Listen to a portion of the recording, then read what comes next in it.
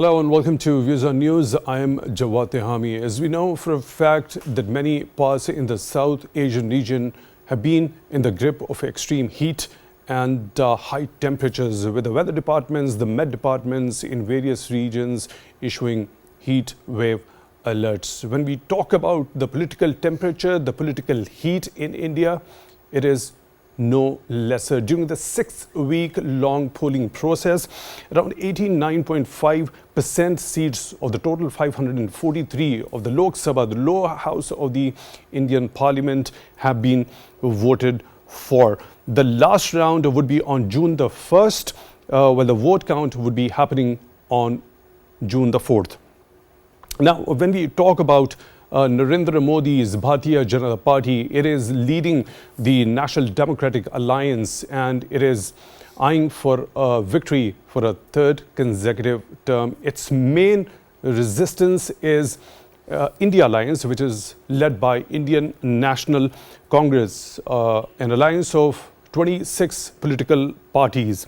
Now, Narendra Modi, during one of his recent interviews with ANI News Agency of India, said, let me quote, "When the Congress released its manifesto, my first impression was that it reflected the agenda of Muslim League," unquote. The number of other statements which have been made in this particular interview by Narendra Modi, will be taking analysis on those statements also. Now, when we talk about the entire election campaign of Prime Minister Narendra Modi and the Bharatiya Janata Party and the other allied parties, the campaign was primarily based on anti-Muslim rhetoric. And in a number of speeches, Narendra Modi himself has tried to portray his main leading opposition party, Indian National Congress, as being disproportionately favoring Muslims in India. On the other hand, we have seen Congress has criticized the Bharatiya Janata Party and its affiliates of spreading hate among the Muslims on the basis of religion, language and caste groups. Let me quickly bring in our esteemed panel of guests who are joining us for discussing this important development as far as the election campaign of Bharatiya Janata Party is concerned, what kind of manifesto was released by the Indian National Congress, where this particular democratic exercise in the world's so-called largest democracy is going to lead this region into. For all that, we are honored to have been joined in the studio by Dr. Salma Malik. She is an expert in international relations. Dr. Salma, thank you very much for your time, for being with us on the show tonight. Really appreciate that. Also on Skype, we are honored to have been joined by Dr. Qamar Cheema. He is foreign affairs expert. Dr. Cheema, thank you very much for your time, also for being with us on the show tonight. Really appreciate that. Dr. Salma, let me begin the discussion with this particular interview of Prime Minister Narendra Modi, where he says that his first impression by looking at the manifesto of Congress was that it seemed more of an agenda of Muslim League. What's your understanding? What this particular manifesto does contain that actually gave an impression to Modi that it is the agenda of Muslim League? Unfortunately, thank you so much, Jawad, for having me in the show. Unfortunately, when we look at the popularity of Narendra Modi's persona, in comparison to what Congress has to offer, Congress over the years, despite the fact that the Nehru-Gandhi family is still in the seat, and agreed that Sonia Gandhi was not the daughter of the soil, so it's the children who are taking the lead in this, but they haven't been able to emerge as mainstream leaders in a bigger sense. Modi's persona is much greater, and at any time when Congress, and Congress is kind of stuck in the middle, if it takes a polite stand in favor of minorities, which includes the Muslims, who by no chance are a minority, they are the second largest population group in India, but if they take a politer stand and they take more of a human rights kind of a situation, and they look at it from that angle, then the hardliners, Modi and company, they call them that they are the Muslim leaguers of this area, and that's more like cursing them, more like cussing them, that, oh, you're actually speaking for the enemy and you are talking like the enemy. And if they take a harsher stand, then that puts them akin to what BJP is all about. So Congress at this moment is stuck in between, where it doesn't really know where it has to go. Should it take a softer stand? If they take a softer stand, they do click with the masses, but when it comes to the larger rhetoric building that BJP is very good with, then it turns out that Congress ends up losing a lot of popularity with the hardliners and with those who are ultra-nationalist in this sense. And if it does not do that, so it turns in the other direction. So as you already mentioned, Dr. Salma, that Congress seems to be stuck in that particular narrow corridor. It can't openly go and support the minorities, particularly when we talk about the rights of the Muslims in India. And if it goes harsher regarding those minorities towards Muslims also, so there is another risk involved in that matter. So why is it so easier to sell that anti-Muslim narrative in India for Bharatiya Janata Party, over which it has been capitalizing upon, as we saw in the results of 2014 and 2019 also? It is the power of narrative that Modi and his brigade has able to create. And you see, once you inflict any population with this us and they sentiment, and you compartmentalize them on this notion that one population group, it is growing in numbers and it's taking away your resources and they are a liability, and you people are a greater nation because you have so much of historical legacy, even naming their weapons and so many other things after deities and their mythologies, kind of puts them in a very different realm altogether, and makes an average Indian who has so far been very underprivileged, who has been living in the slum lines of Dharvi, akin to what Rama and the Sita and the Shiva were all about. And giving them that type of feel and that type of sentiment to them, that all of you can do this, despite the fact that none of them are really doing what is being promised to them, takes them in a very different direction. And also, again, coming back to Congress' point, we also need to be a bit dispassionate and see that however we talk good about Congress, many of the problems that the Muslims today face, including the Babri Masjid, and the fact that this controversy became bigger and bigger over the years, and what we ended up seeing was how Babri Masjid was exploited by the Yath Yatra and Modi and Advanis and so many people of that time. The fact is that it initiated under Nehru, right after the partition, and he let it fester. And the Congress also has a checkered history when it comes to Indira Gandhi's emergency and so many other things. So a lot of times these sentiments are taken as a hollow sentiment, and whenever there has been any carnage in India against the Muslims, we also see this factor that Congress does try to strike a balance, but somehow its words sound very hollow and empty. And several times Rahul Gandhi has also taken a very, very strict position, which kind of looks like a softer side of what the BJP is saying. So it's kind of confused as to where it really wants to go, but BJP is very clear. Also, the fact that many of the things that BJP says, what Modi says, is backed by their 10 years, direct years in power. So if you look at the UP election, especially Varanasi, which was his stronghold last time, it would be his voting base this time as well. You see that the temples are growing, the roads are becoming wider, there are more facilities for the pilgrims, and this is what people usually see. And then, very, very characteristic of the South Asian politics, close to the elections, you have a lot of development work also taking place, so people feel very happy about it. They just forget as to what had happened in the yesteryears. You would have dishing out of the solar panels and so many other things, so that kind of works in the favor of the voters. Dr. Salma, historically that you just expressed about the intentions of our Congress and the kind of policies it has been pursuing, not completely in the favor of Muslims in India. So what makes Bharatiya Janata Party to capitalize that particular election campaign by trying to portray as Congress being disproportionately in the favor of Muslims? I'll come back to you. Let me proceed towards Dr. Cheema. Dr. Cheema, what is there in the Congress's manifesto that has made Prime Minister Narendra Modi to say that it seems more of an agenda of Muslim League? Well, thank you very much for having me. Well, I personally believe it's not about Congress. it's that how Prime Minister Modi can be more relevant. So he had to target the opposition in that way. For instance, if you would just see that in this entire election, there is a rhetoric on Pakistan. Why Prime Minister Modi and his party, they are talking about Pakistan? While when they were running the show in the last 5 years, they never discussed about Pakistan. They are saying we are ignoring Pakistan. But when it comes to politics, when it comes to elections, they talk about Pakistan. So when it comes to the strategic matters globally, they put China in front and they tell the international community that level of threat we are having.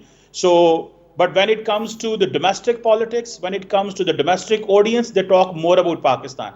They will never discuss China in the domestic politics or in the elections. They will only discuss Pakistan in that matter. And they will link Congress with Muslims. And they will link opposition with Pakistan. For instance, just yesterday, Prime Minister Modi had ordered investigation to find out what is the link between a Pakistani politician Fawad Chaudhry and Rahul Gandhi and Kejriwal. So the question is that if a Pakistani politician just gave a statement that other than Prime Minister Modi, these politicians should be voted. So a prime minister of 1.4 billion people is going for a probe against that statement. So that tells that this is a sort of a frustration at one point. Secondly, they believe that we should be in politics.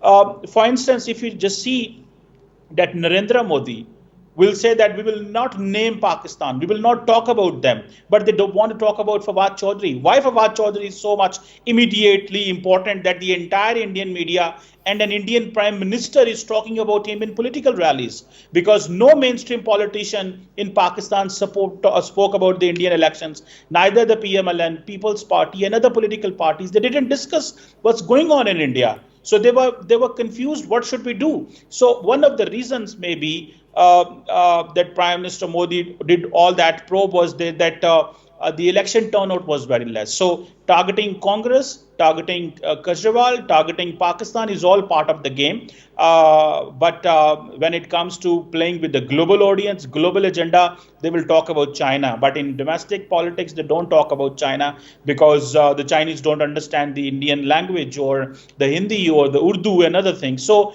on this question that why they are linking Congress with Muslim League, that is just to motivate his voters to whom they have been playing for long on this Hindu-Muslim.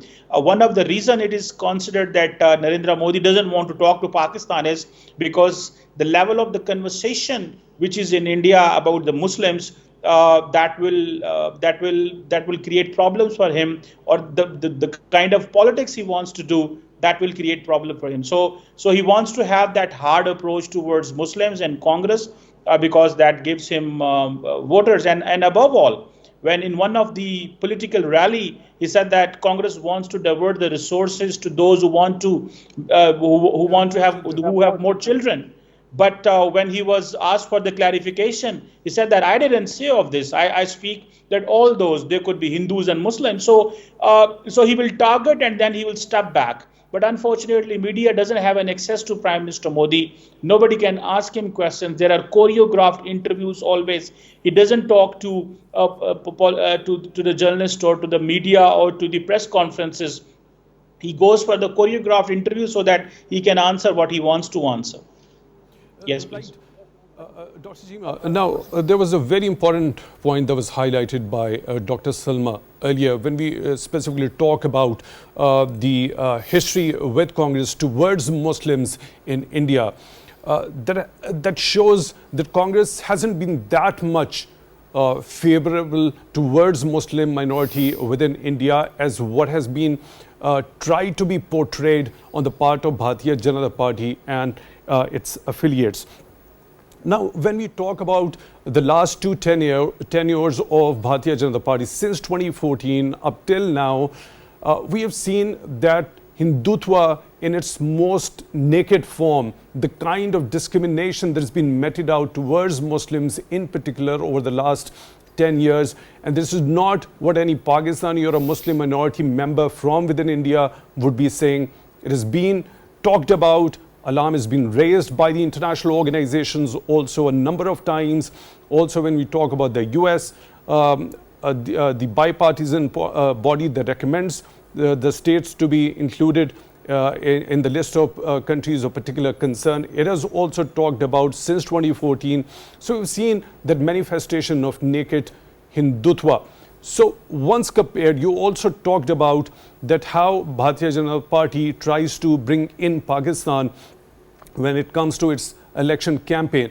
As far as Pakistan is concerned, what is more suitable as far as the regional peace, security and stability is concerned, the Bharatiya Janata Party with its naked Hindutva ideology or the Congress-led alliance? Well, if I will go for this, who is beneficial for Pakistan, BJP or the Congress? I believe the Congress may be having a more appropriate or more positive approach towards Pakistan, but Congress is always defensive. For instance, in the 10 years of Manmohan Singh, he didn't travel to Pakistan. He met with Pakistan's bilaterally and multilateral forums globally, but he didn't travel to Pakistan. But on the contrary, you will see BJP, they can come in. Vajpayee came in Pakistan, Modi came in Pakistan. So that is one thing. They can take bold and daring steps. The BJP can take these steps. But the question is that, but the Congress, they have a habit of having a more positive approach towards peace, region, but obviously it's all about populism. They have been denied because the Prime Minister Modi has come up with this idea that we cannot live with this hereditary politics. We cannot live with this one-man family, those who have been controlling the 1.4 billion people. And then obviously there are no corruption charges. So Modi has somehow won the people of India with so many ideas. And obviously it's an incumbency factor which has been haunting. I see your pardon for the injection over here. If Narendra Modi has actually won Indians because of his ideas or the kind of initiatives that he claims about, then why all of a sudden after the first round of this polling process, the Bharatiya Janata Party and its affiliates once again resorted to anti-Muslim and anti-Pakistan narrative? That was not mentioned somewhere in the manifesto. The manifesto of BJP talks about the poor, the women, senior citizens, the infrastructure, heritage, governance, as well as the world relations, farmers, laborers, and youngsters. There is no categorical mention of anything now as we see the election campaign of Bharatiya Janata Party is based upon the anti-Muslim and anti-Pakistan narrative. Well, I think that's a very genuine question that why BJP has turned towards Muslims or anti-Pakistan or anti-Muslim campaign. And I think that is rightly a point that the voter turnout was not that satisfactory, which they were expecting because of the weather and so many other things. And one more thing is that somehow Prime Minister Modi and his party, they have captured the media. So much of the media houses, which are known as Godi media in India, they have been bought by the friends of Prime Minister Modi, like India Today, CNN News 18, NDTV. Majority of these television channels, they have been bought by the bigger businessmen in India who happen to be close friends of Prime Minister Modi, and they are given projects in India, and they are obviously under target. They are under target by the opposition parties in India. So the problem here is that the social media, the mainstream media is in complete control of the BJP, and all these media houses, they do not speak anything. So the narrative was in their control, but maybe the pulse among the society has not been read the way it should have been understood by the mainstream media. That is why there is a confusion, and somehow it is being said that they came up with this approach that we will get 400 seats, but in reality, they may not be in a position to get the 2 seats. So they captured the narrative on mainstream media in such a way that the people could not get the pulse, what is going on in the society or what is the mindset within the people or the community. The media didn't portray the mindset of the people, or the media didn't tell what is the pulse on the ground, because at the top level they were not allowed to go against the BJP. So that is why they had to turn against Pakistan. They had to use this Muslim card. They had to use these cards, and they have been continuously. For example, Dr. Jaishankar, who is very mild and who is one of the finest diplomat, but even he started speaking against Pakistan, and he started saying that we will get Kashmir. These were not the words he used to say, but he tried to target the Muslim population even, or he tried to target Pakistan even, knowing that at this time the party needs this. So I hope that this is all what BJP has done. The people are not satisfied for that, because this question that voter turnout is not in a big number, and at the same time the real pulse has not come forward in front of the masses. Dr. Cheema, one last quick comment regarding, did the manifesto, the points highlighted or talked about by the Congress in its manifesto, resonate at some level with the general public over there in India? And there are many voices that the kind of confidence Bharatiya Janata Party had at the outset of this polling process, that declined as the polling process progressed. So was it because of those promises or the issues highlighted in the manifesto of Congress that actually resonated with the general public, that actually in turn turned out to be giving some tough time or resistance to Bharatiya Janata Party during the progress of the polls? Well, there is one thing that Bharatiya Janata Party was playing at a bigger level, at the macro level. For example, they were trying to bank on the foreign policy successes and trying to translate into the domestic audience. But at home, obviously there are issues of inflation.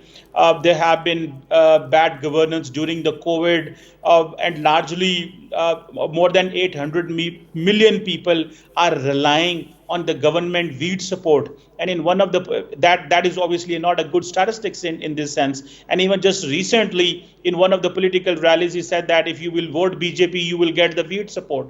So he's talking about giving support to the people, but people are not happy because of the inflation and the promises he's doing. So at the societal level there are issues. So that is why.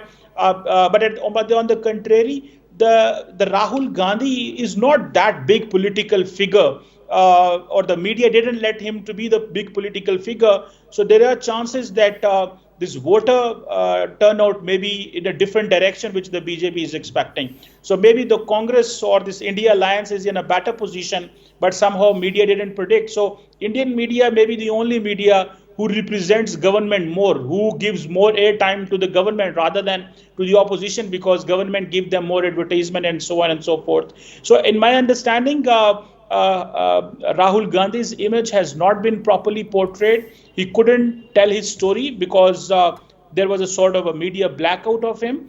He had to rely much on the social media, but at the same time, at the societal level, there are some real serious economic challenges, which that is why where the Congress is saying, continuously saying that in India the richer are getting richer and Modi's friends are getting richer like Ambani's and Adani's, but the poor are getting poor. So I think this narrative is going deep inside the Indian society. That is why Prime Minister Modi is saying that if you will vote us, you will get the wheat. So this slogan of Congress may have gone deep, but the national media didn't let Rahul Gandhi be a major political figure by ignoring him and not giving him much of time, and doing the media gives the time to the Congress party as if they are playing the role of a BJP. So media is representative of the BJP. So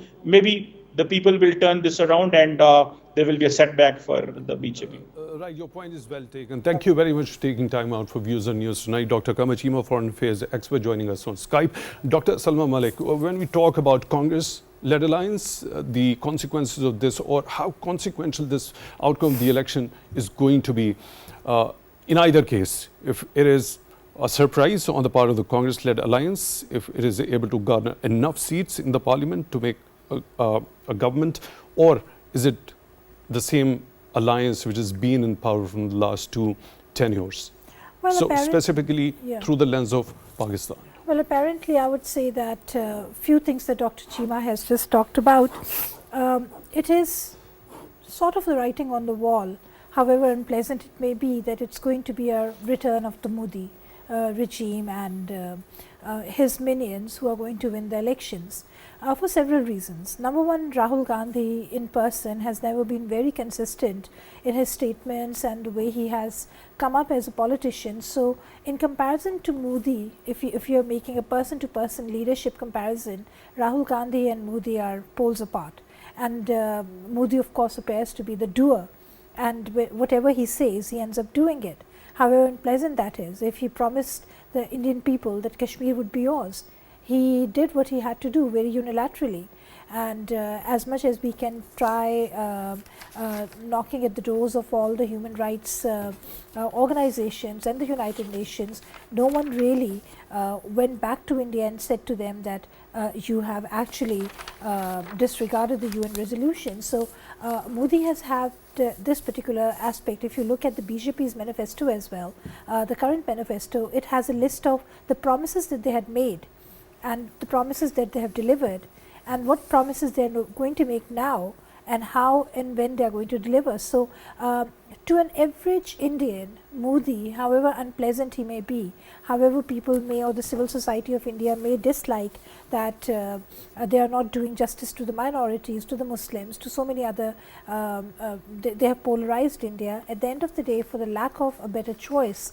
the majority ends up voting for Modi, number one. Number two, the voter base that does not vote for Modi, that votes for Congress or any of the other leadership, somewhat remains divided. At this moment also, Congress is an alliance of 26 odd parties, which is like kind of a mouthful. So how much would they be, if they come to power, hypothetically, be able to keep all those 26 or 25 alliance partners happy? You have to dish out ministries accordingly, and if there is anyone that doesn't remain happy, so this alliance will break. So people look at the fragility of how the Congress is trying to work on these things. So what had been the cementing factor when we talk about over 30 parties of National Democratic Alliance led by BJP? They have been performing, and they have appeared very unanimous in their viewpoint, and that is something because for many people they are tested and tried. So they feel that okay, if they have managed to do what they have, they will deliver at the end of the day. The second thing also that we need to keep in mind is that for many of the Indians, the development and this sense of getting a sense of entitlement coming up as the big Indians, the shiny Indians, although this was a slogan that Congress had provided to India, but the fact that India is going places, we may joke about them with having their lunar car going this direction or that direction. At the end of the day, they did what they had to do. So that kind of makes people agree to this particular agenda, that we can side with them and we can benefit from them. We have seen the longest strikes when it came to the Punjabi farmers. They had staged endless strikes, done so much. BJP had done immense high-handedness when it came to JNU students protesting. Within India, during the last elections, we had seen that Tamil Nadu and the South Belt had not voted for Modi overwhelmingly, and just like Uttar Pradesh, the South vote was also a game changer. Yet despite that, and people are feeling very happy that we have managed to vote out India and our vote is going to count, at the end of the day he ended up winning the way he did. If he doesn't win, that's going to be quite a major upset, and that's going to be pretty fascinating to see that if it doesn't win. To your question that you had asked about Dr. Cheema, about should we think of a hardliner, all cards on deck BJP or a Congress? Unfortunately, when Congress comes to power, it is so weak that it cannot really perform, and that also means that BJP is not willing to perform when it comes to Pakistan. So this way or that way, both of them don't end up doing much, although Congress, especially with Manmohan Singh and several other people, the peace overtures and the type of work that had done was much better. But these 10 years of BJP rule have totally undone any sentiment that we had with India in this regard. What about the fate and the future of the Muslim minority within India? God help them. Many of them are leaving India. willingly, quote unquote, because life has become very miserable for them. Many of the people are trying to seek better pastures abroad and trying to see what kind of a future there is for them. And we also have this phenomenon where the Indian civil society is still kind of in this euphoria that we will be able to reclaim any of the lost secular space that that BJP has managed to usurp from people. That is not going to happen. India progressively is going to become a very, very aggressive state, and the international actors are very happy with the direction India is taking, because it is in sync with the type of Islamophobia that is happening worldwide, and they feel that they're pretty comfortable with that. Secondly, India is very helpful for them when it comes to the Indo-Pacific agenda, countering China agenda, so they are willing to ignore and overlook these aspects. Right, let me bring in another participant. We are honored to have been joined by Brigadier Retired Rashid Wali Janjua. He's Senior Analyst. Brigadier Janjua, thank you very much for your time, for being with us on the show tonight. Really appreciate that.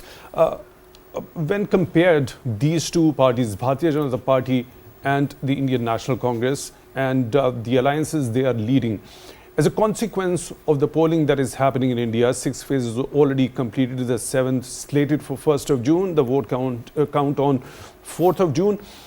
By looking at this particular outcome through Pakistan's lens, the Bharatiya Janata Party, with its naked Hindutva ideology and the discrimination towards Muslim minority within India, and the kind of hegemonic designs it has towards Pakistan and in the region, as compared to Congress, what suits this region the best? What suits this region best is a balance and a moderate government in India. But it appears as if Modi is going to win this time around too. It's only a question of by what margin. There were several prognostications about him getting something like 370, which he promised and which he exhorted his party to get. And he also spoke about 400 ke par. But there were others who said that this time round he's going to stick with something like 230, 240. But considering the BJP tally in 2019, that was 303, I think this time around he is likely to get closer to that, but it would not be a landslide, and the kind of juggernaut that was expected to roll has not rolled so far. And if BJP wins again, yes, there would be the same of what we saw. Hindutva would get stronger, Muslims would get further marginalized, and the regional peace would be threatened, because Hindutva, RSS, Sangh Parivar, and Modi's cult, these are all lethal concoctions. And these believe in muscular nationalism, and the state of confrontation with the neighbors would continue, and the world would see the same kind of India as a regional surrogate, which is bullying around in South Asia and acting as a regional gendarme in service of a superpower promoting global power politics. So that is unfortunate, but who knows? We saw Indira Gandhi came out very strong after 1972, but later on in 1979 she had to impose emergency because there was a pushback. Remember, this is not only the India of Godse and RSS and the likes of Mohan Bhagwat, but it's a very diverse country, and it is also the India of Gandhi, Ambedkar, and socialists and the communists, and there's a lot of variety. So for the Muslims, especially the Muslim community in India, which is feeling the brunt of the repressions under Citizen Amendment Act and National Register of Citizen and other discriminations, the hope is that the other part, which is anti-Modi and anti-BJP, might gel together and a pushback might come. Even if Modi wins the seat of Prime Minister this time, he will not be that strong, and his influence is going to wane because there's a limit to the kind of cult and there's the kind of madness that he has already introduced. And there are centrifugal forces from within the India, and there are opposing voices which have already started rising. And remember that this election has been won by a repression. The election commission was virtually emasculated by packing all the loyalists. The judiciary was co-opted through inducements like post-retirement benefits and all other institutions. The media was muzzled through oligarchs that Modi has corralled into his RSS and BJP fold. And virtually it was no contest. But within that, I'm sure as the election last stage is panning out, there are challenges. Let us see how much he wins in UP, because in 2019, the BJP won 62 seats. So this time they promised 71. There are total 80 seats in UP, and much will depend on what happens there. Same is the case with other northern and eastern states, where still BJP is going strong. And the hope was from south and the west, like Bengal, Andhra Pradesh, Kerala, Telangana, Karnataka. There's a challenge to BJP from there, especially Karnataka, Telangana, Tamil Nadu, where AIDMK is posing a serious challenge. Even in Maharashtra, the Shiv Sena gave a very tough time. So it would be a very interesting result. But all in all, it will be more of the same, and Muslims would feel the heat after the elections, and the region would remain stabilized because Modi is not going to change his colors. In fact, he would be further emboldened. Right. Brigadier Janjua, now when we talk about Congress's manifesto, was there anything in that manifesto that could have resonated well with the general public there in India? It came up with the 4 warnings, also describing all those 4 warnings before, when it released that manifesto before the 2019 polls. Also, let me just bring in a couple of those, that youth have lost the jobs, traders have lost the business, women have lost a sense of security, the institutions have lost independence, a couple of them to be mentioned over here. So don't you think these 4 warnings would have resonated with the general Indians? Actually, inequality is at its all-time high. The Indian debt is at its all-time high. There are rising inequalities. The top 10%, they appropriate more than 50% of the Indian wealth. Those are all indices which are published by credible international organizations. And the jobs are not being given to youth. The placement ratio of IITs is less than 36%, which is very low considering the credibility of Indian technology institutes. The parents are unhappy, and the people are quite worried because of the rising cost of living. Inflation is giving a tough time. Those were all issues, and because of these issues, INDIA alliance has given a tough time in certain states, and all those issues were discussed. But obviously, these issues pale into insignificance when a strong ideological message of Hindutva supremacism is given. A mythical past is brought forward, and the promises of a future are given. You see, we must know that what Indian psyche is going through. The masses, though they are worried because of the economic problems and inequality, they still like the Modi slogans of Hindutva glory and the recreation the of interjection over here. I'll have to quickly jump onto a very other important point. When we talk about the manifesto of Bharatiya Janata Party, when it talks about the world relations, one thing it is mentioned in that particular list is that it will continue to focus on neighborhood first policy. Now, by looking at this neighborhood first policy, what does that mean to you? What sense do you make out of it? You see, his concept of neighborhood first policy is to browbeat the neighbors and to treat them with condescension. He spoke of Nepal in his election rallies with a lot of condescension, that look, here it's a big country, we are quite generous, and we gave aid quite generously and munificently to a country like Nepal, which was completely,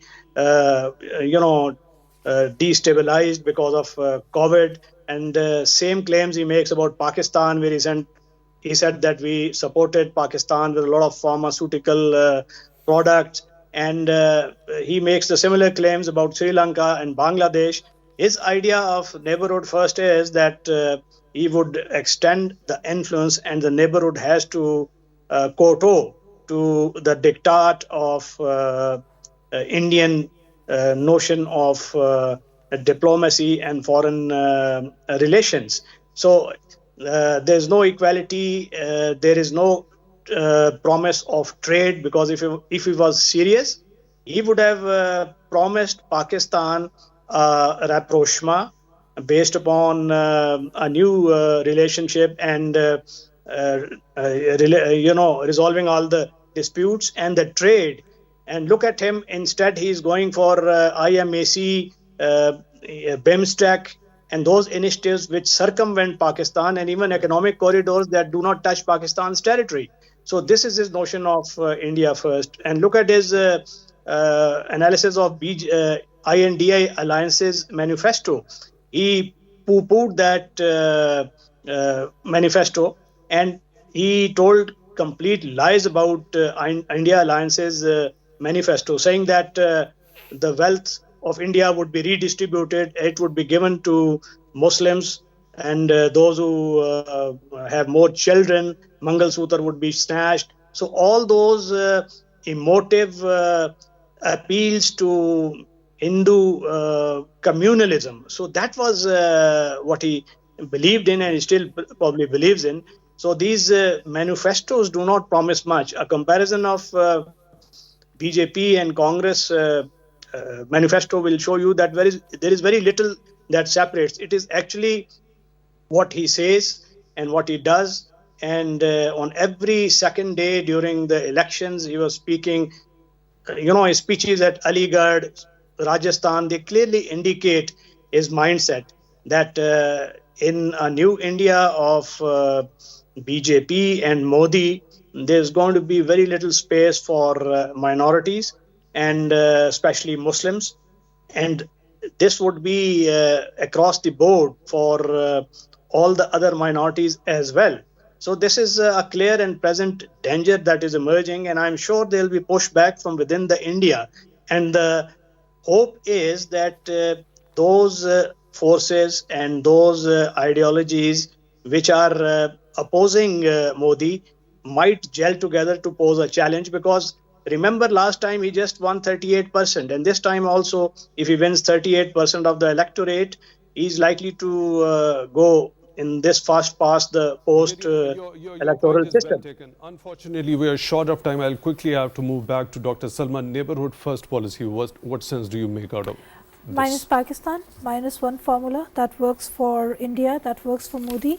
And the point that Brigadier Rashid Wali has also raised about BIMSTEC and several other regional entities that he's toying with, they are all working on a -1 formula.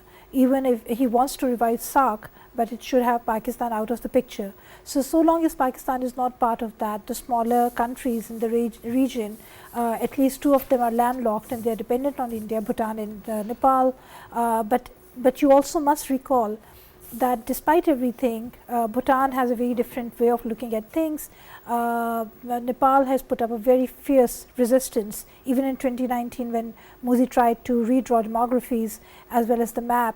and despite the fact that Nepal has, it's actually a Hindu state, and not doesn't consider itself that anymore, but it has a sizable Hindu population, yet they put a resistance whenever they can against India. But at the same time, you also need to, because I know you're pressed for time, there has been a history where when the other countries around the region, whether it be Maldives, Sri Lanka, Nepal, Bhutan, Bangladesh, which share a border, maritime or land border with India, they have tried to establish an independent policy or have good relations with Pakistan.